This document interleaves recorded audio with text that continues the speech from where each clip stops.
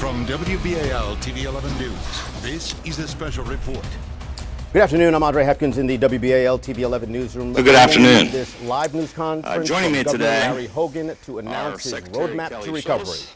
Of the Maryland Department of Commerce, and Dr. Tom Inglesby, a member of our Maryland Coronavirus Response Team, and the director of the Center for Health Security at the Johns Hopkins Bloomberg School of Public Health, who just published a Principles for a Phased Reopening for Johns Hopkins. Over the past several weeks, we have been consulting with leading experts and public health scientists like Dr. Inglesby, public health expert, and former FDA Commissioner Scott Gottlieb, and other members of our coronavirus response team. He was an advisor to the President's Coronavirus Task Force and authored the American Enterprise Institute's Roadmap to Reopening. We've been working with both of them and our larger team of experts to develop a well-thought-out, safe, effective, and gradual roadmap to recovery for Maryland. On Wednesday, in my role as chairman of the National Governors Association, I released an NGA report giving guidance to all of the governors across America regarding how to safely open their states. Maryland's roadmap to recovery, which we are launching today, utilizes the guidelines which were issued by the White House last week, incorporates many of the principles of my NGA plan, and much of the work of the plans released by AEI and Johns Hopkins. We also solicited input from our team of scientists, public health and business experts, and our multi-agency state government coronavirus team in order to create this roadmap for the recovery of Maryland. The result is a well-thought-out, gradual, safe, and effective path forward for the people of our state.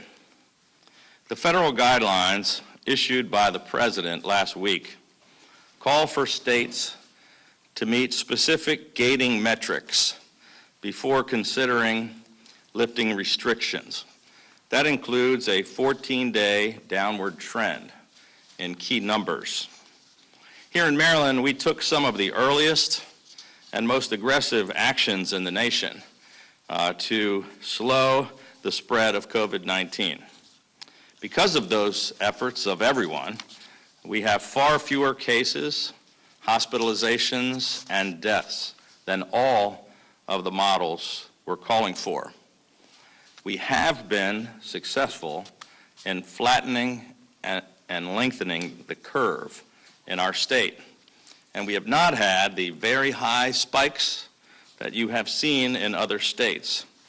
But that is also why we are several weeks behind those other states who spiked and peaked earlier. The number of new cases of COVID-19 is still rising here in Maryland and throughout the Maryland, D.C., and Virginia region. And by the federal standards instituted last week and under the guidance given in the studies and reopening plans that we cited, Maryland is not yet able to lift our restrictions. We are dramatically increasing the amount of testing here in Maryland, and as a result, we are going to continue to see the number of total cases increasing. So for the purposes of our planning, the key numbers that we are most focused on are the rate of hospitalizations and the numbers of patients being admitted to ICU. We are watching these numbers very closely on a daily basis. And when we start to see that downward trajectory or a consistent plateauing of those metrics, that can put us in a position to consider lifting the stay-at-home order and beginning our gradual, safe, and effective recovery plan. As I discussed on Wednesday, we have made considerable progress on all 4 of the building blocks which needed to be firmly in place before we could consider lifting restrictions. First, we have exponentially expanded our testing capability. Second, we are exceeding our goals to increase hospital surge capacity. Third, we are making progress in increasing the supply of PPE. And fourth, we have quadrupled our capability to do contact tracing by building a robust force of 1,000 contact tracers and launching a state-of-the-art contact tracing platform called COVID Link. Having these 4 building blocks or pillars in place gives us the public health infrastructure to try to attack this virus from every direction. And this has allowed us to be in the best position possible to begin our reopening and recovery just as soon as we reach the necessary trends in the critical metrics. I'm optimistic that if Marylanders continue staying home and continue practicing physical distancing a little while longer, that our numbers could continue to plateau. And I'm hopeful that we could then be able to begin our recovery in early May. Our Maryland Strong roadmap to recovery has 3 stages. Stage 1 would begin by lifting the stay-at-home order, and it would include the reopening of many of our small businesses. We would be able to restart many of our lower-risk community activities and quality of life improvements. Changes that could occur during our first stage would include the reopening of certain businesses and retail shops, the reopening of golf courses and recreational boating and fishing, tennis, outdoor religious activities, along with outdoor fitness and gym classes, and the resumption of elective outpatient surgeries and procedures in certain counties with lower concentration of cases. Local governments could also have additional flexibility to open things including local parks and playgrounds, municipal recreation centers, and libraries if they deemed that appropriate safety protocols could be followed. These decisions would be based on the ability to continue physical distancing and to continue to limit person-to-person contact. If stage 1 activities resume successfully without a spike in deaths, a sustained spike in ICU cases, or significant unforeseen outbreaks of community transmission, we would then be in a position to move into stage 2, where a larger number of businesses would open, non-essential workers who cannot telework could return to work, and other public activities would be able to come back online.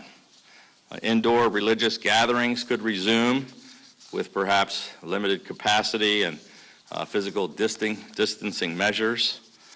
It would include raising the limits on the number of people in social gatherings, perhaps the returning to a more normal public transit schedules, and the opening of restaurants and potentially bars with significant safety restrictions.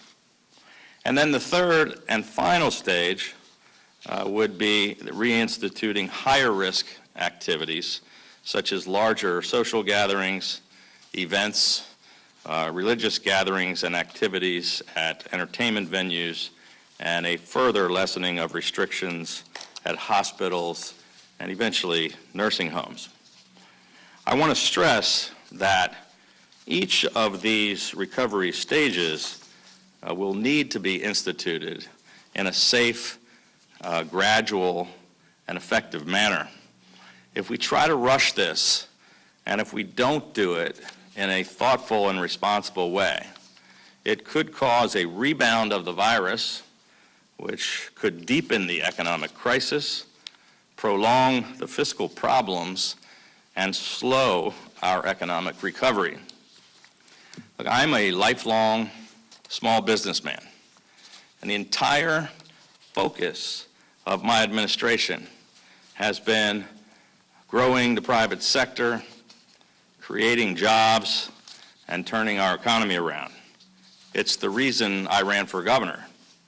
And it breaks my heart to see so many Marylanders struggling and going through so much economic pain. So let me be very, very clear. Other than keeping Marylanders safe, saving lives and defeating this hidden enemy, there is absolutely nothing more important to me than getting people back to work, getting our small businesses reopened, and getting our economy back on track. And I want to assure you that we are going to do everything we possibly can to do that just as quickly as we possibly can in a safe way. In the days and weeks ahead, we will continue to be open and transparent. We will continue to keep Marylanders as fully informed on the facts as we possibly can. Since day one of this crisis, we've been making our decisions based on the best advice of an incredible coronavirus response team, which includes some of the smartest scientists and public health experts in the world. And as we move into this recovery phase, we're going to continue to rely on their advice and also on the advice of some additional business and economic leaders.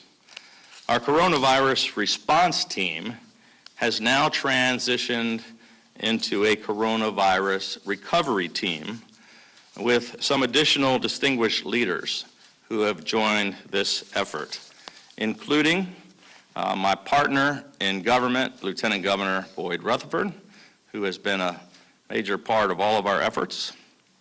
Arne Sorensen, the president and CEO of Marriott International, who is the co-chair of the COVID-19 task force of the Business Roundtable.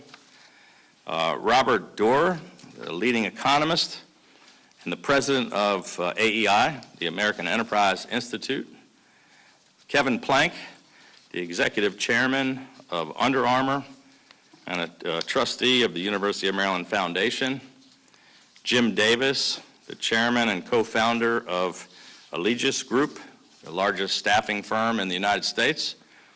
Mark McManus, who is the general president of the UA, the United Association, which represents 355,000 members of the building trades in local unions all across North America.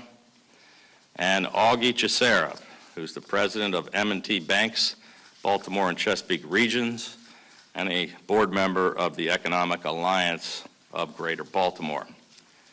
The coronavirus recovery team will be advising us and helping guide our real-time decisions on Maryland's recovery and reopening process.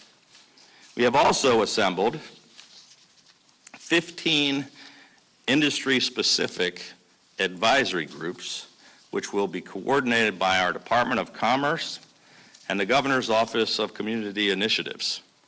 Leaders from key industry sectors, including small businesses, retail, restaurants, financial services, construction, manufacturing, and many more, as well as representatives from churches, faith-based organizations, service organizations, and nonprofits, are developing plans with proposed recommendations and guidelines determining how their industries can reopen in a way that can keep their employees, their customers, and the public safe.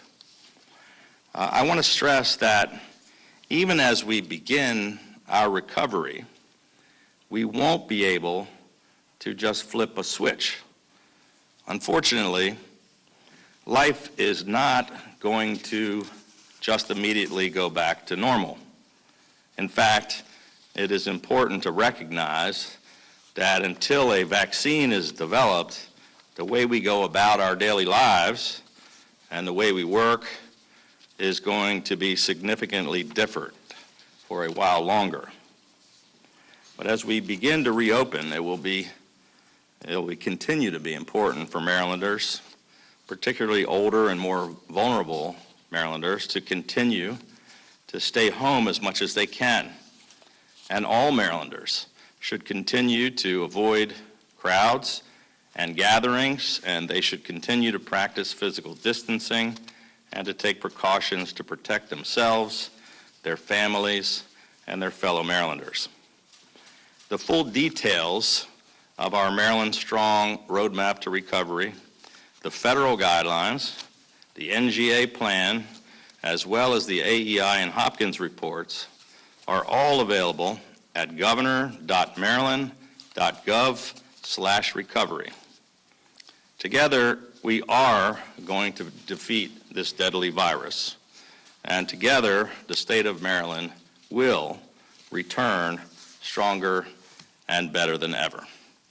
And now I'm going to turn the mic over to Dr. Tom Inglesby, who is going to discuss our current health situation here in Maryland and talk about where we currently are in the curve and what we should be looking for in order to begin stage one of our recovery process.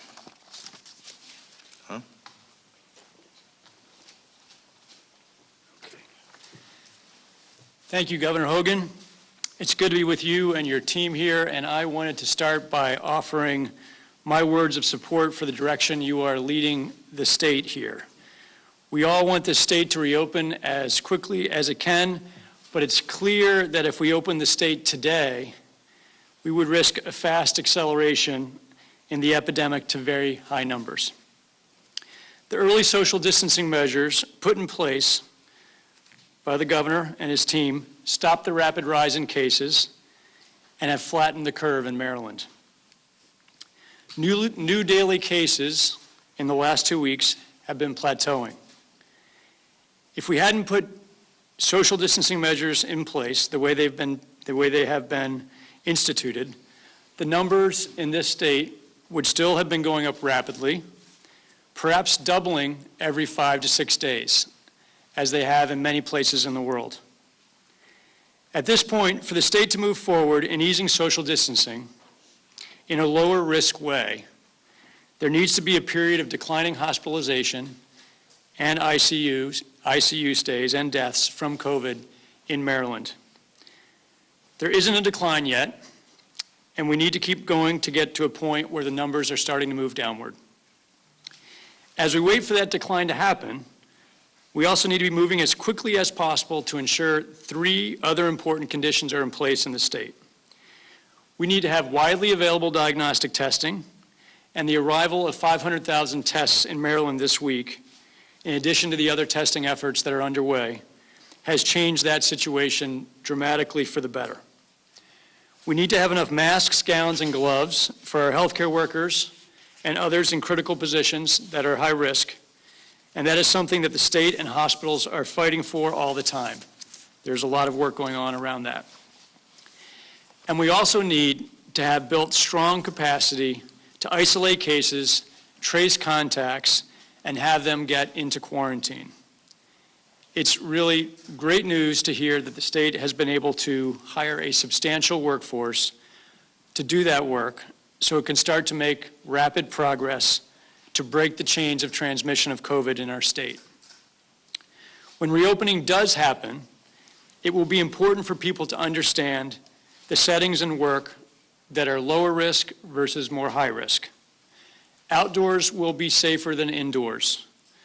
Less social interactions will be better than more social interactions. And closer contact and high density will be higher risk than low density.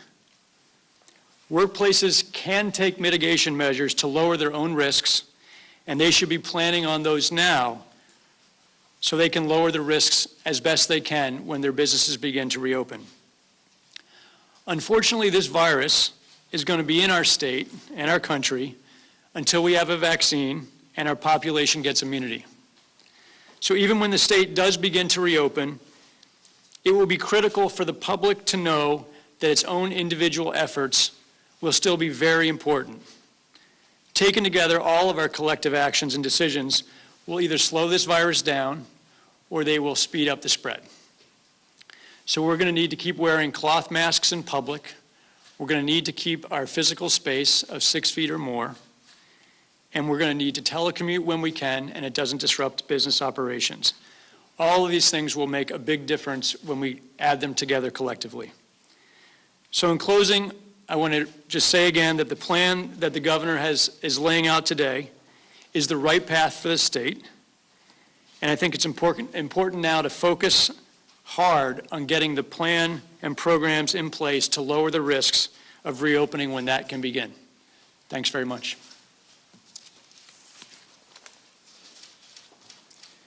Now I'm going to ask our Secretary of Commerce, Kelly Schultz, to talk about the plans with the businesses. Thank you, Kelly. Thank you very much, Governor. Thank you for the roadmap that you have laid out today. The team at the Department of Commerce continues to work furiously to assist our small businesses through our emergency grant and loan funds. We had to ramp up incredibly quickly and effectively, build these new programs on the fly, but we are getting that money out to our small businesses in need.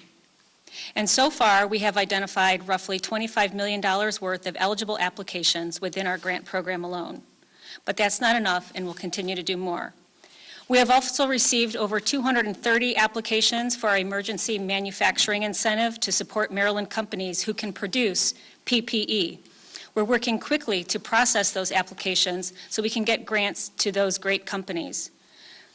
Thus far, we have 15 grants that have been approved for manufacturing innovation.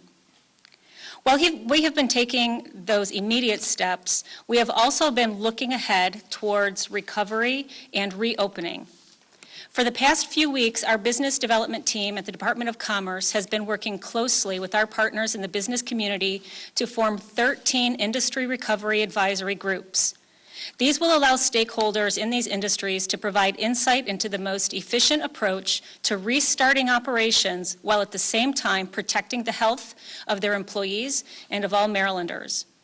As the governor has said, we will not be able to just flip a switch and go back to business as usual. We should all expect there to be new safety considerations as we resume our daily lives. Every industry has unique challenges and may need unique solutions to ensure a clean and healthy workplace.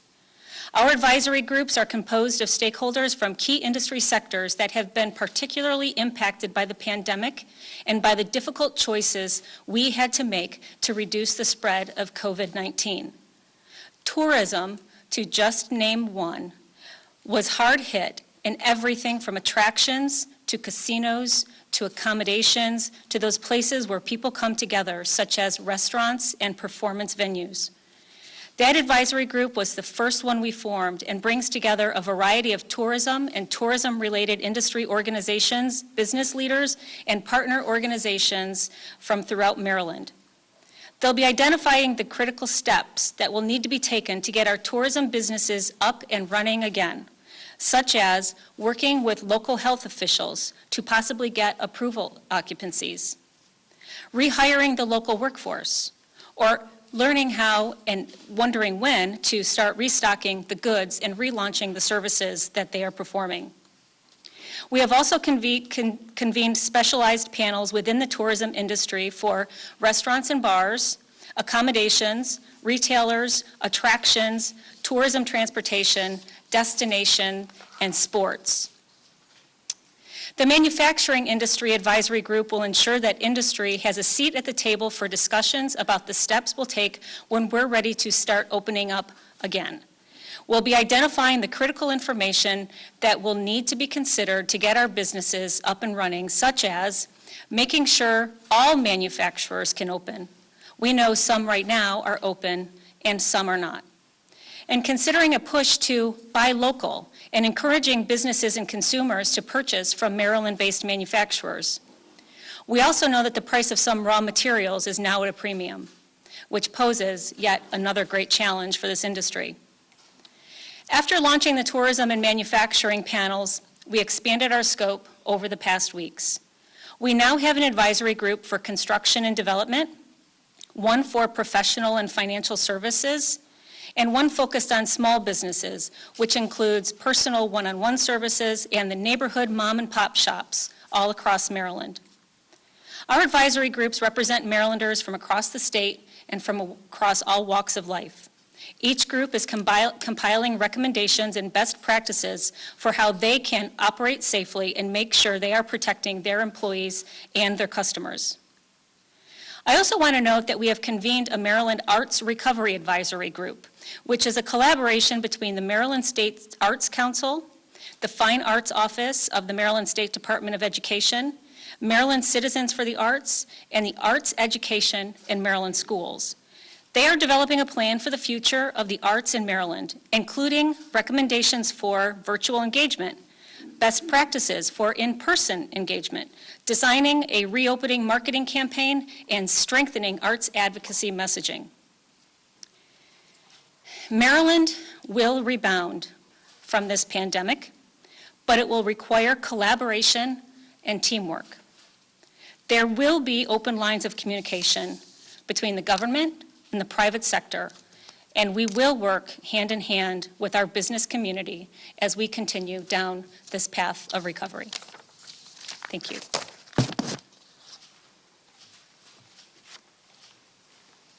Thank you, Kelly, and thank you, Dr. Inglesby.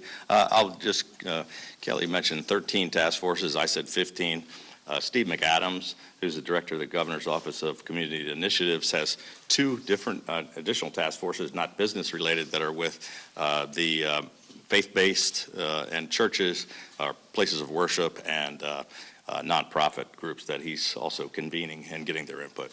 But thank you. Well, with that, be happy to take a Your plan mentions allowing some local jurisdictions some more flexibility. Do you anticipate that this plan is going to allow jurisdictions or perhaps regions, rural areas of Maryland to move more quickly through the phases than other areas of Maryland? I know that that's one of the things that we've discussed already with our current coronavirus team, and one of the things that we're going to continue to discuss. We've discussed it with both local government. We have weekly calls with our local government partners. We've had discussions with legislators, and we've talked about it with our team of scientists and doctors, and we'll be making those decisions as we move forward into phase 1. But it is certainly one of the things that we're going to consider, and it's one of the things that I think is possible, but we want to also do that in a safe way. Governor, the unemployment website portal crashed this morning. It's been a frustration of a lot of people trying to file for unemployment. What are you doing to make sure that that gets fixed? And what do you say to those people who simply just can't get online to file for their claim? Well, first of all, I'm one of the people that's very frustrated, so I share their frustration, and I'm sorry people had difficulties with that. It is now fixed, and I'm happy about that. We were one of the first states in America to be able to handle this and launch this online. First of all, I had a call with the Vice President just before this meeting. I thank the President for signing into law today the Paycheck Protection Plan, Phase 3.5. We're happy to get that funding out so we can help folks. We're happy that they changed the law so we can now get funding out for the first time to 1099 people and to gig workers and folks that were not W-2 employees. They never were able to get unemployment insurance before. And so part of the problem was the normal labor website didn't have the ability to fill out these things online, and we had 40,000 calls backing up into the call center. It was hard to do that. So we developed a brand new website with a vendor. We're one of the first states in America to do that. We launched that this morning at 7 a.m. And it crashed from 7 a.m. for about an hour because of the huge volume. They fixed that within an hour. There were 35,000 people logged on there to do different things today. 15,000 new claims have been processed, which is, it's unfortunate there's that many people, but I'm glad that 15,000 people have been able to process their claims today, and that 35,000 people have been able to access this new website. That most people in the country are still waiting on a phone call from most states. But I'm very frustrated that the vendor did not have it ready for the volume. We've expressed that frustration to this outside vendor that developed the website. They put, I think, 100 people on it this morning to try to get it fixed. They did get it back up online. I think there are a couple of glitches still throughout the day, but it's performing much better, and we're going to hold their feet to the fire to make sure they get all the glitches worked out. But we're happy we launched the site, and I'm frustrated that it didn't go off perfectly. Governor Hogan, the NGA roadmap, which was put out by you as the chair, recommends that governors get together and talk about interstate travel and how to govern that and make sure infected people aren't traveling state to state. And it also calls for private businesses to report positive COVID infections, number of people isolated, quarantining, and absenteeism. Is that something that's also included in the Maryland specific? It's not detailed out in our specific plan, but it's certainly one of the recommendations that the scientists and doctors have made. And it's something that we put into the report as things that states should consider doing. This is our 17th call today, by the way, with all the nation's governors. So there's been a tremendous amount of collaboration and sharing of information. The report that we put out was at the request of the governors about, hey, let's put out a set of guidelines and gather all of the best information, send that out to the governor. Some of the smaller states perhaps didn't have as much of the gathering of information as we had done here, and maybe some other states that have been on top of it. So it's a set of guidelines that we sent out for the governors, but we're taking a lot of that input into our plan. But we don't specifically address that in our Maryland plan today. Governor, you had a PowerPoint quote, and you added early May at the end as a time frame. Do you have, I know nobody knows yet, but do you have, based on your modeling, an idea of phase 1, phase 2, months, time? What's one thing? So first of all, that's a hopeful, I wish I want to do it today. But as Dr. Inglesby said, as the president's plan says, you have to see these numbers. We are hopeful because we are starting to see some plateauing and the numbers starting to round off. And we haven't seen those spikes that we're seeing in other places. That's encouraging, but they're not where they need to be. This is guesswork to a little bit. We're just hopeful that those numbers are going to get better and continue. We've had a couple of days of things that look better, but a couple of days, 3 days, does not make a trend, right? We need like 14 days. So that was hopeful, saying early May. I'm still hoping we can do that. I'm going to press to do that. The president's plan says you need 14 days. You should have 14 days between phases, a minimum of 14 days, to see the effects of, the virus. The length of the virus is about 14 days, so you kind of see, the doctors can probably give a better answer, but at least 14 days between phases, the first phase to the second phase. The later phases take a longer period of time. So I think the phase 2 lasts a lot longer than phase 1 does, but all of it is subject to the numbers and watching the numbers. So it's a moving target. So could we be on day 3 of a 14-day? It's possible. That's what I'm hoping. I don't think you can hold me to it. The doctors might argue about it, but our team is saying, hopefully we're beginning that trend, and we watch it every day. And next week I'm going to be saying to my doctors, are we there? Can we start to think about this? Governor, you talked about continuing to plateau. Could you talk a little bit about what data shows that we're continuing to plateau as we see deaths continuing and hospitalizations continuing? So we had a couple of days in a row with downward numbers on hospitalizations and ICUs. And then we had one day where we jumped up, I think, by one number. So it was like downward and it went up. But there was a slide that was up here. It goes like this. It's flattening. It's not going up like it was. So it looks like a pattern, but the doctors have said to me, they're a lot smarter than me, and they say, Governor, 3 days does not make a trend. And I'm saying, why not? At first, your team of advisors were mainly healthcare professionals. Now you're adding a bunch of business leaders as well. Should we read into that you're now thinking more about the economy and less about health, or you talk about? Well, no, for 40-some days, it's been about flattening the curve and figuring out this virus and what steps can we take to stop it. And we've taken almost every single step you can possibly take. On the very first day we had our very first case, I declared a state of emergency. It was one of the first ones in the country. I was first one to close the schools. One of the first ones to close the bars and restaurants. We took unprecedented actions. I've done, I think, 37 executive orders, basically dialing things back. That was based on the advice of the doctors who were staying involved. But now we're moving into this potential recovery phase. We also want to we're keeping all those guys to make sure we do things safely, but we want the advice of the business people about how can you open with these doctors in a safe way. So we're now, instead of dialing things back, we're hoping to dial things back up. We don't want to just do that without getting the input of the businesses. Governor, you talked a little bit about the trends going up and going down a little bit.